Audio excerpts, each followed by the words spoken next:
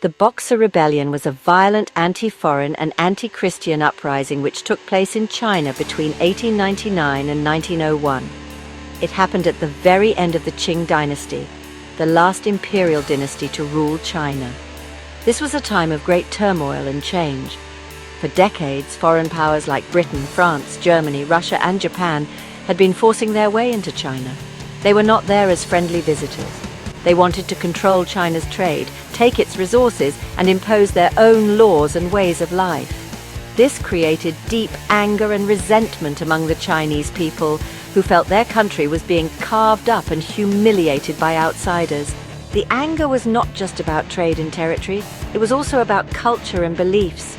Christian missionaries from Europe and America had spread across the Chinese countryside. They built churches and schools, and they worked to convert Chinese people to Christianity. While some missionaries did good work, their presence was often seen as a direct attack on traditional Chinese culture, particularly on ancient beliefs like Confucianism and Taoism.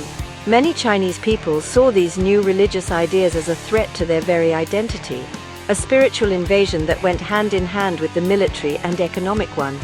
They felt their traditions were being erased. This growing frustration was made much worse by a series of natural disasters. In the late 1890s, the northern provinces of China, especially Shandong, suffered from terrible floods and then a devastating drought. These events ruined crops and left millions of peasants hungry and desperate. In their misery, many people looked for someone to blame. They believed that the foreigners and their strange religion had offended the heavens and the local spirits, bringing these disasters upon them. They felt that the presence of telegraph poles and railway lines, built by foreigners, had disturbed the natural harmony of the land, angering the gods. This combination of foreign domination, cultural anxiety, and natural disasters created a powder keg. The Chinese government, led by the aging Empress Dowager Cixi, seemed weak and unable to stand up to the foreign powers. The Qing dynasty had lost wars, signed unequal treaties, and given away land. Many ordinary people lost faith in their rulers and felt they had to take matters into their own hands. It was in this atmosphere of simmering rage and desperation that a secret society known as the Boxers began to gain incredible strength and attract thousands of followers who were ready to fight back. The group at the heart of the rebellion became known to Westerners as the Boxers. This name came from their real title, the Society of Righteous and Harmonious Fists. They were a secret society that practiced a form of martial arts and spiritual rituals that they believed made them invincible. They thought their special training and prayers could make them immune to foreign bullets and swords. This belief, while not based in reality, gave them immense courage and a powerful sense of purpose. The Boxers were not a formal army with a single leader. They were a grassroots movement made up mostly of poor peasants, laborers, and unemployed young men from northern China. The Boxers had a very clear and simple message that resonated with the angry population. Their main slogan was "Support the Qing, destroy the foreigner." They believed that the source of all of China's problems was the presence of Westerners and Japanese people on their soil. They directed their rage at everything they saw as foreign. This included foreign diplomats, soldiers, engineers who built railways, and especially Christian missionaries and Chinese people who had converted to Christianity. They saw these Chinese Christians as traitors who had abandoned their own culture and ancestors for a foreign faith, and they were often the first targets of Boxer violence. Initially, the Qing government was suspicious of the Boxers. Secret societies were often seen as a threat to the ruling dynasty. However, as the movement grew and its anti-foreign message became more popular, some powerful figures in the imperial court began to see the Boxers as a useful tool. They hoped they could use the Boxers' energy to drive the foreigners out of China, something the Qing army had failed to do. Empress Dowager Cixi, in a critical decision, eventually threw her support behind the Boxers. This was a huge gamble, turning a peasant uprising into an unofficial war against the world's most powerful nations. With the government's secret blessing, the Boxer movement exploded across northern China in early 1900. They moved through the countryside, tearing down telegraph lines, destroying railway tracks and burning churches. They attacked and killed foreign missionaries and Chinese Christians, often in brutal ways. Their belief in their spiritual invulnerability made them fearless in their attacks, and their numbers swelled as they marched towards the major cities. Their goal was to reach Beijing, the capital city, and completely purge the foreign devils from the heart of the Chinese Empire once and for all. In the early summer of 1900, thousands of Boxer fighters, joined by soldiers from the Imperial Army, streamed into Beijing. Their main target was the Legation Quarter, a walled compound where foreign diplomats, their families and staff lived.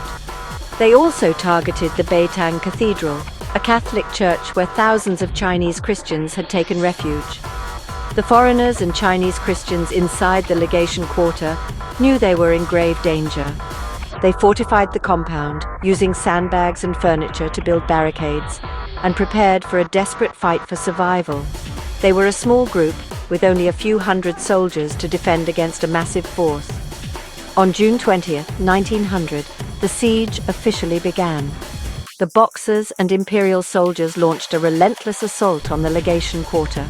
For 55 days, the people trapped inside endured constant rifle fire, cannon bombardments and terrifying attacks. Food and water became scarce, and medical supplies ran dangerously low.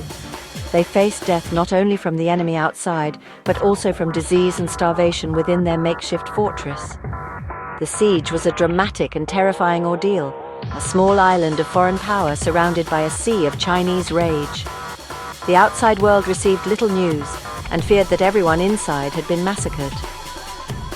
The Empress Dowager Cixi made a fateful decision on June 21st, when she issued an imperial decree declaring war on all foreign powers.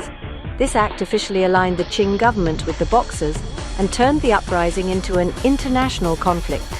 It was a declaration that China would no longer tolerate foreign interference. However, not all of the Chinese government agreed. Some regional governors in the south refused to obey the order, understanding that fighting against so many powerful nations at once was an act of suicide. This division within the Chinese leadership would have significant consequences later on. While the siege of the legations was the most famous event, the Boxer Rebellion was a widespread conflict. Across northern China, the violence continued. Boxers roamed the land, hunting down foreigners and Christians who had not managed to escape to the cities. Many brave Chinese officials who tried to protect foreigners were killed by their own people. The rebellion represented a moment of intense, violent resistance against the tide of imperialism that had been sweeping over China for more than half a century. It was a bloody and desperate attempt to reclaim the nation's sovereignty and cultural integrity. As news of the siege in Beijing reached the outside world, the foreign powers were horrified and outraged. They quickly assembled a large international military force to crush the rebellion and rescue their citizens. This force, known as the Eight-Nation Alliance, consisted of troops from Japan, Russia, Britain, the United States, France, Germany, Italy, and Austria-Hungary. It was a powerful and modern army, and it landed on the Chinese coast and began to fight its way inland towards the capital. The alliance forces were determined to relieve the siege and punish China for what they saw as a barbaric attack on their people. The advance of the Eight-Nation Alliance was brutal and swift. They were far better armed and trained than the Boxers and the Imperial Chinese troops. The Boxers' belief in their magical immunity to bullets was tragically shattered when they faced machine guns and modern artillery. The alliance forces captured key cities like Tianjin before marching on to Beijing. When they finally reached the capital in mid-August 1901, they quickly broke the siege of the Legation Quarter. The Empress Dowager Cixi and the imperial court fled the city in disgrace, disguised as peasants, leaving Beijing to the mercy of the foreign soldiers. The end of the rebellion was followed by a period of harsh retribution. The foreign troops in Beijing and the surrounding countryside engaged in widespread looting, violence, and executions. They sought revenge not only on Boxers, but on many innocent Chinese as well. The Forbidden City, the sacred home of the emperor, was plundered. Following this, China was forced to sign yet another unequal treaty, the Boxer Protocol, in 1901. This agreement imposed a massive fine on China, demanded the execution of government officials who had supported the Boxers, and allowed foreign troops to be permanently stationed in Beijing. It was a deep and profound humiliation for the country. The Boxer Rebellion was a catastrophic failure for China in the short term, but it holds a complex and important place in its history. It marked the last major attempt to resist foreign domination using traditional non-modern methods. The crushing defeat and the humiliating Boxer Protocol completely discredited the Qing dynasty, proving it was incapable of defending the nation.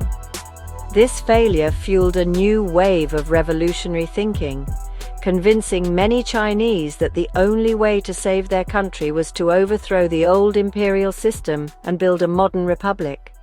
Just a decade later, in 1911, the Qing dynasty would fall, ending thousands of years of imperial rule and paving the way for modern China.